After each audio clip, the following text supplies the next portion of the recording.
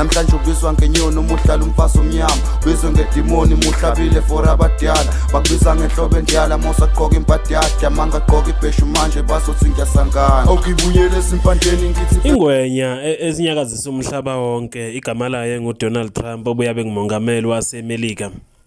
Lo mongameli ubuyile ke ihlandla ngithike lesibili kulelizwe lase-America. Njengoba ke buyile uthe ke hlala nje ke ehlalweni wahlala ke namazwi atheka abaningi ngabanyakazisa futhi anyakaza namazwe kamaningi kakhulukazi ke asezwenikazi iAfrika.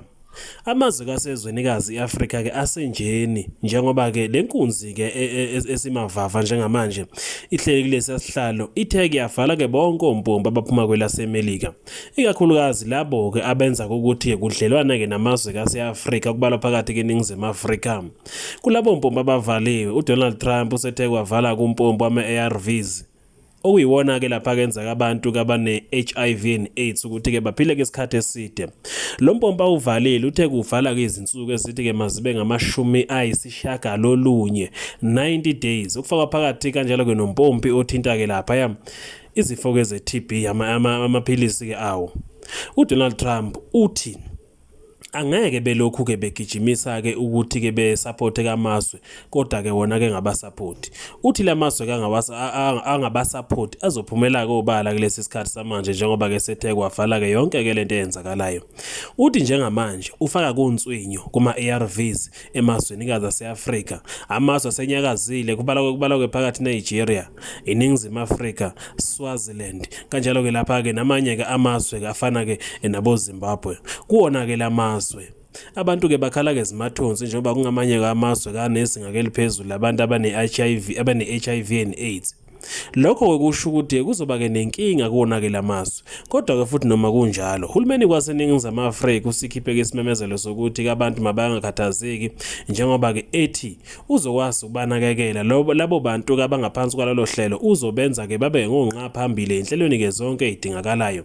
Lo hulumeni uthi ke abantu uzobabekela ke phambili ohlelweni ke likahulumeni lokuthi ke benakekelwe ngazo zonke izimfuno ke zabo abazidingayo futhi ke beqinisekisa ukuthi ke bayakuthola okufanele ngabe ke bakuthola ngalesi sikhathi abakuthola ke ngaso. Uthi kuhulumeni kuseva ukuthi ke abantu kabaningi bangakhala ngalokho.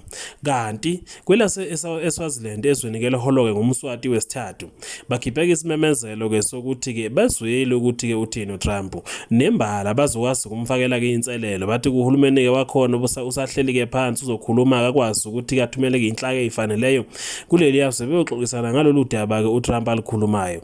Bathi ke baqonda futhi ukuthi ke kuyisimo ke sinzima futhi ke nokukubi lokhu abakwenzayo ukuthi ke bevale ke lo mshanguzo njengoba ke kwaziwa phela ukuthi ke lamazwe angahle kabe ke senkingeni. Yebo phela anakho kamazwe ke lokhu kakubekile kodwa futhi iqiniso lithi ke bayadinga ukuthi ke bekwazi ukuphinde ke beode ngoba abantu ke baningi kakhulu okufanele ke bathole ke lemishanguzo njengoba kufanele ke beyithole. Leyo ke kuhulumeni kungenzeka ingalasti ke lezi izinsuku ezishagalolunye okuyisikhathi ke singango 3 months uma ngeke kubalwa njengoba ke esho uDonald Trump. Namhlanje ubizwa ngenyoni umuhlala umfazi omnyama ubizwe ngedimoni muhlabile for abadala bakubiza ngenhlobo endiyala mosaqoka impatiyade amanga aqoka ibheshu manje bazothi ngiyasangana okuyibuyela esimpandeni ngithi